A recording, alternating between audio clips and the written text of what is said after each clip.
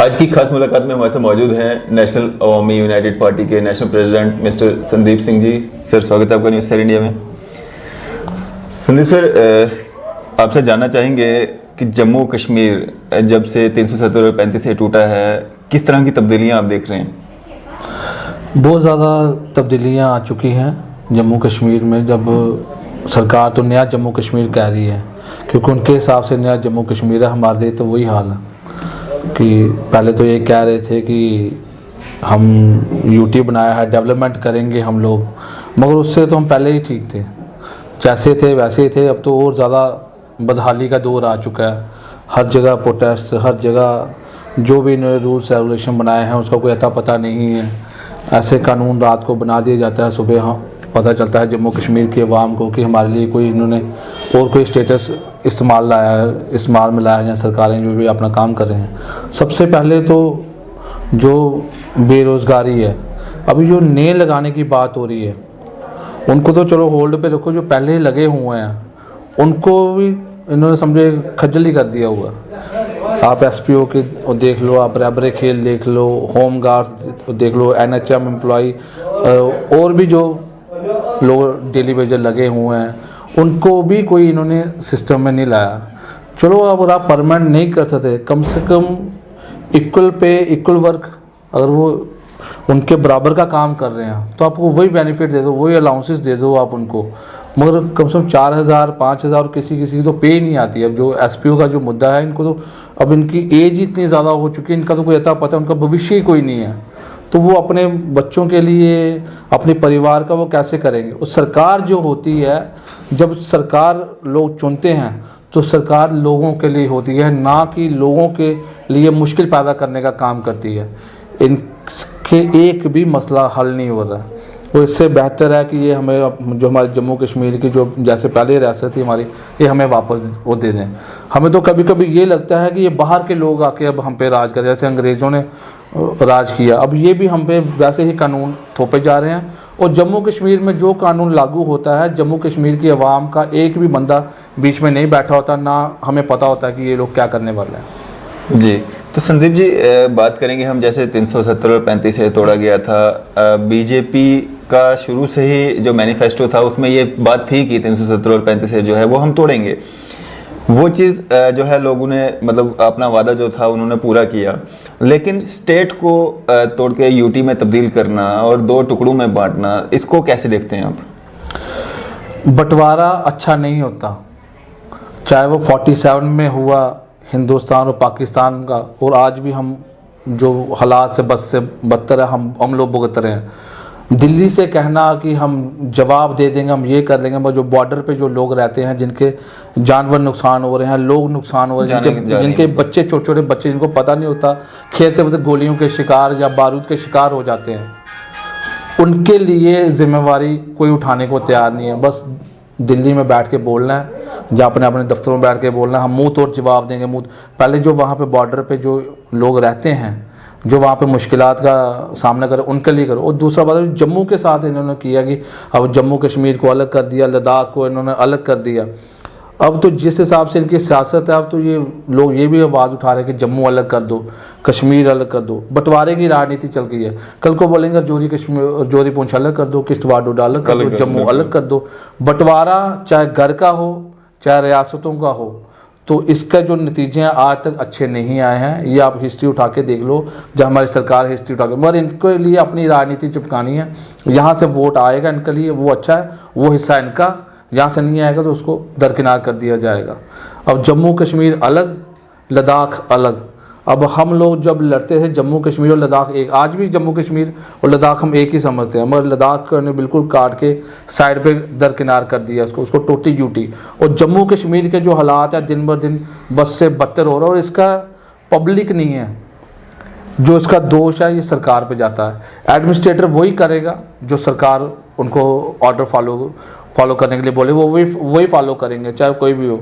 मगर सरकार का जो अहम रोल होना चाहिए, वो रोल अभी तक नहीं है। अभी जैसे इधर कह रहे थे आपकी ज़मीनें सुरक्षित हैं, तो अब इन्होंने लीज़ भी शुरू कर दी कि कोई भी बाहर का आकर लीज़, वो तो एक ड्रामा ही है। जब वो 5 साल 10 साल इधर रहेगा तो वो यहाँ का ही हो जाएगा। तो ये चीज़ें गुजरात में भी करो, ये चीज़ें आप हिमाचल में भी करो। जम्मू कश्मीर को ही क्यों आप बांटने का या उसको अपना शिकार बनाना चाहते हो? एक तो कहते हो कि ये क्राउन है हमारे देश का, जम्मू कश्मीर सबसे नक्शे के सबसे ऊपर है, ऊपर वाले हिस्से के साथ जब आप करोगे तो नीचे तक आपको जख्म जाएंगे।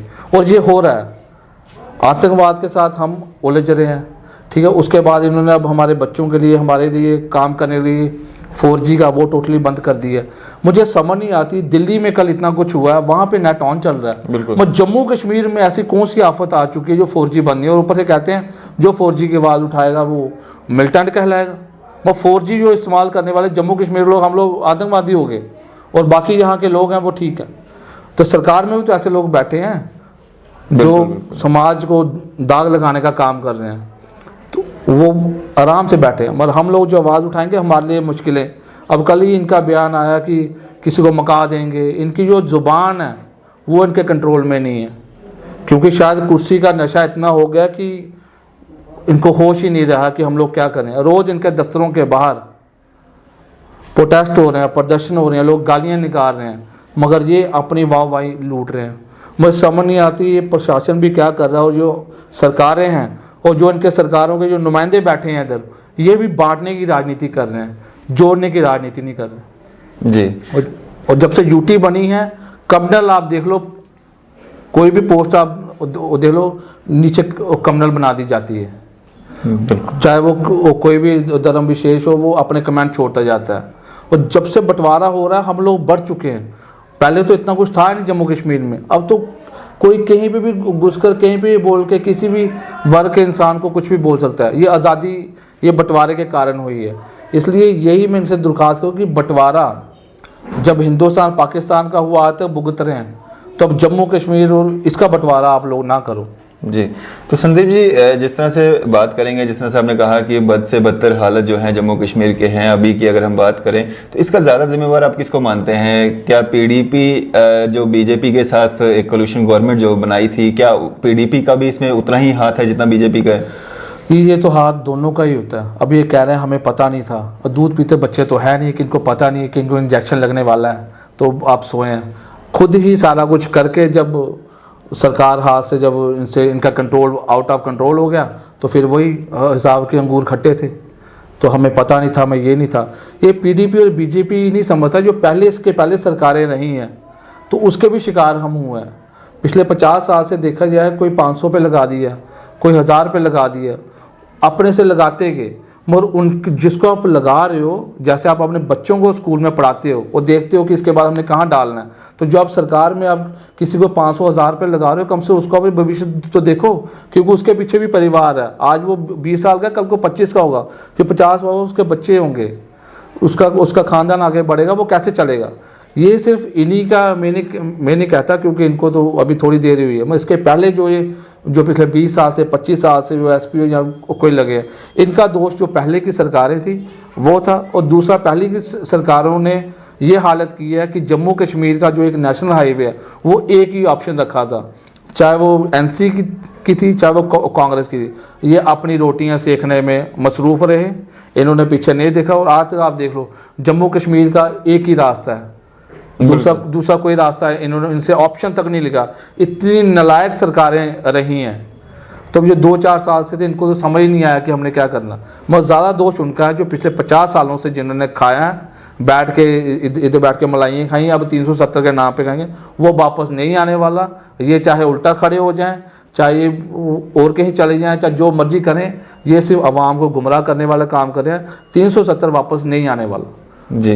तो संदीप जी, मैं आपसे बात करना चाहूँगा, जिस तरह से आपने एसपीओज़ की बात की, लगभग 35,000 एसपीओज़ हैं और 35,000 उनके साथ उनका परिवार भी जुड़ा हुआ है, फैमिलीज है उनके साथ में। तो उनके साथ जिस तरह से इनजस्टिस हो रहा है, हालांकि अगर जब बीजेपी के किसी नेता से हम बात करते हैं तो वो तो अपना कह देते हैं कि हमने इनका बढ़ा दिया 3,000 6,000 इस तरह से 18,000 तक कर दिया। लेकिन अगर हम उस एसपीओ की बात करें, एसपीओ से हम जब बात करते हैं, उसका ये कहना होता है कि 6,000 में, 10,000 में, 18,000 में किस तरह से वो घर चलाए, किस तरह से वो मेडिकल अपने, अगर उसका मतलब पापा मामा कोई बीमार है, किस तरह से घर चलता है, वो इन लीडरान को क्यों नहीं पता है? क्यों नहीं इस महंगाई के दौर में जो है कोई पॉलिसी फ्रेम करवाई जाती है इन एसपीओज के लिए भी कि वो अगर जान की बाजी लगा के ऑपरेशंस में हिस्सा लेते हैं, अपनी जानें तक गंवाते हैं, उनको उसके बाद क्या मिलता है? 2 लाख रुपया। तो क्या उससे उनके घर का मतलब गुजारा हो जाएगा? उसके बाद में उस मतलब SRO 43 भी उनके लिए नहीं है और उनकी जानों के साथ खिलवाड़ किया जा रहा है। तो कोई पॉलिसी फ्रेम हो सके इन एसपीओज के लिए? बिल्कुल, ये तो मैं तो ये कहना चाहता हूँ कि सरकार को तो बाद में आगे आना चाहिए। पहले जो पुलिस प्रशासन है, जो एसपीओ उनके साथ लग रहे हैं, जो वो शहादत वो हो रही है उनकी, वो नाके में भी आप देख लो, जहाँ हर जगह देखो चेकिंग में एसपीओज ही हैं। गवर्नमेंट तो बाद में आ गई ना, पहले पुलिस डिपार्टमेंट को इनकी के लिए पॉलिसियाँ फ्रेम पहले ही कर लेनी चाहिए थी कि अगर हम आप लगा रहे हो, जहाँ ये जवान है, जहाँ ये कल को शहीद हो रहे हैं, तो हम इनको परमानेंट रखेंगे। 5 साल बाद या 7 साल बाद एक ऐसे एक क्राइटेरिया से ले लेना चाहिए था कि जब आप लगा रहे थे। तो ये तो मैं समझता हूँ कि पुलिस को ये इनके हाथ में दे देना चाहिए, क्योंकि वो बेहतर समझते हैं अपने जवानों के लिए। तो सरकार का रोल ख़त्म होना चाहिए इनमें, क्योंकि कल को वो शहादत वो सरकार को गुहार लगाते रहेंगे।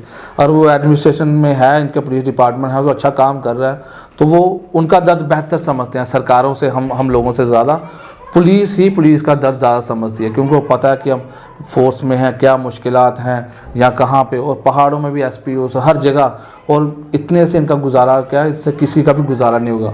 मगर इनको ऐसे बेदखल कर देना या इनसे समझ लें 113 व्यवहार सरकार को नहीं करना चाहिए, और पुलिस एडमिनिस्ट्रेशन को खुले पावर देने चाहिए। डीजीपी हैं यहाँ पे, और भी उनके हैं, वो बेहतर काम करते हैं, सब आईपीएस ऑफिसर्स हैं। मैं समझता हूँ कि सरकार से ज़्यादा इंटेलिजेंट हैं, जो जम्मू कश्मीर में बैठ के पूरा कुछ देख रहे हैं, पूरा ऑपरेशन चला रहे हैं। तो मैं सरकार से यही गुहार रहा हूँ कि अगर आप लोगों से कुछ नहीं होता तो आईपीएस की टीम बैठी हुई है, इतनी बेस्ट टीम बैठी, तो इनके हाथ में आप दे दो, वो उनका दर्द समझ के उनको परमानेंट करेंगे। और मैं अपील यही करूँगा कि एसपीओ हो चाहे कोई भी हो, इनके लिए ये ऐसे सुतेला व्यवहार ना करें, और ख़ासकर एसपीओ के लिए 5 साल या 7 साल बाद परमानेंट का कोई सिस्टम रखना, कि ये किसी का स्पोर्ट्स में होगा या कोई उसके तहत आएगा या कोई उसके तहत आएगा, जहाँ तो आप ये लगाओ इन्हें। बिल्कुल, अगर आप ये लोग इनको लगा रहे हो, इनको अपॉइंट कर रहे हो, तो इनके पीछे इनका परिवार भी है। कल को उनके बाद उनके परिवार का क्या होगा, ये चीज़ देखनी चाहिए। और ये चीज़ मैं कह रहा हूँ कि जब ये मिनिस्टर लोग अपने बच्चों को, या हम लोग अपने बच्चों को डालते हैं, तो उनका भविष्य देखते हैं। इस स्कूल से जाके दूसरे स्कूल से, फिर कॉलेज में, फिर वो क्या बनेगा। जैसे हम लोग अपनी औलाद को देखते हैं, वैसे ही इन लीडरान को, पब्लिक को देखना चाहिए, क्योंकि जो पब्लिक है वो उन्हीं के वोटों से मिनिस्टर बनते हैं, और उन्हीं के सर पे बात ये नाचते हैं, तांडव करते हैं। जैसे कि अभी की सरकारें हैं, अभी जो इसमें हाल ही में जो इलेक्शन हुआ, वो अपने सर सहरा ला रहे हैं। उनको काम करने के बावजूद उनको काम करना चाहिए, ना कि अपने सर पे सहरा। और जो एक लीडर है, मैं ये समझता हूँ कि लीडर को पब्लिक की आवाज़ हमेशा उठाते रहना चाहिए, और जितना हो सके इतना ज़्यादा पब्लिक के साथ वास्ता रखना चाहिए। और कम से कम भी ये जो लोग हैं जो इसलिए इनके सरकारों का शिकार हो रहे हैं, तो मैं सरकार से ये अपील करता हूँ कि कम से कम अब होश में आ जाओ। अब कम से जो ये लोग लग चुके हैं, कम से इनको तो परमानेंट करो। आप पॉलिसियाँ निकाल रहे हो, 1700 पोस्ट निकाली, 4 लाख फॉर्म निकल गया, वो कैसे चलेगा? वो जस्टिस नहीं है। वो आप डिस्ट्रिक्ट वाइज या तहसील वाइज या कुछ ऐसा वो करो, और बेहतर ऑफिसर बैठे हों, आईपीएस आईएएस बैठे हों, किस लिए बैठे हों, उनसे काम लो ना आप। वो बेहतर तरीके से काम करेंगे, ना कि सरकारें ये बताएंगी हमें, जो 12th फेल हैं या 10वीं पास है, जो बैठे हुए हैं मिनिस्टर बन के, ये हमें बताएंगे कि आप इस तरीके से काम करो, हम ये निकालेंगे। और एक चीज़ आपके माध्यम से मैं ये कहना चाहता हूँ कि अभी जो हाल ही में पोस्टें निकली, जम्मू के लिए 0 और कश्मीर के लिए काफ़ी ज़्यादा निकाली, ये जम्मू कश्मीर के लोग नहीं निकालते, ये सेंटर में बैठी सरकार निकालती है। और वहाँ पे इनको पता होता है कि हम लोग क्या निकाल रहे हैं जम्मू के लिए। और जम्मू कश्मीर के अवाम की ये मैं ये अपील करूँगा कि ये लोग शरारती तत्व बन के सरकारों में बैठ के जो हम लोगों को बांटने की कोशिश कर रहे हैं, आप इनकी बातों में ना आए। कोई भी फॉर्म निकलता है उसको सरकार के द्वारा निकाला जाता है, ना कि अवाम के द्वारा। ये लोग पोस्टें निकाल के भी हम लोगों को बांटना चाहते हैं। अब बिल्कुल लद्दाख तो अलग कर दिया, अब हमें कोई हिंदू मुसलमान के नाम पे बांटेगा या जम्मू कश्मीर के नाम के सहारा लेके बांटेगा। इसलिए मैं आपके चैनल के माध्यम से ये अपील करना चाहता हूँ कि सरकारों का जिम्मेवार ठहराओ, आपस में जो एकता है ये बनाए रखें, और जम्मू कश्मीर एक था और एक रखें। जय हिंद। जी शुक्रिया हमारे साथ बातचीत करने के लिए, अपना कीमती समय देने के लिए। ये थे हमारे साथ संदीप सिंह साहब, जिन्होंने काफ़ी सारे मुद्दों पे हमारे साथ चर्चा की और अपने व्यूज़ हमारे साथ साझा किए। मैं और फातिमा डांग, कैमरामैन शाहनवाज के साथ।